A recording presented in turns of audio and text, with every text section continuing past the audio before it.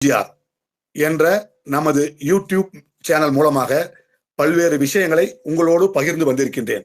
இன்றைய தினம் மிகுந்த கனமழை, புயல், வெள்ளம் என்று தமிழ்நாடு தத்தளித்துக் கொண்டிருக்கின்றது.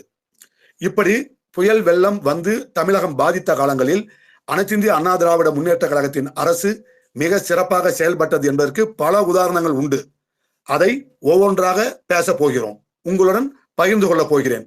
அந்த அடிப்படையில் இன்றைய தினம் 1977 தமிழகத்தின் முதலமைச்சராக நம் இதய தெய்வம் புரட்சி தலைவர் பொன்மனச்செம்மல் எம்ஜிஆர் அவர்கள் பொறுப்பேற்றுக் கொண்ட பிறகு 1978 ஆண்டு ஒரு கனமழை வெள்ளம் என்று சேலம், கோவை, நீலகிரி மாவட்டங்கள் கடுமையான வெள்ளத்தில் சிக்கியது. மழை வெள்ளத்தில் சிக்கிய பல பகுதிகள் தத்தளித்த பொழுது அந்த பாதிக்கப்பட்ட மக்களுக்கு ஆறுதல் கூறவும் அந்த மக்களை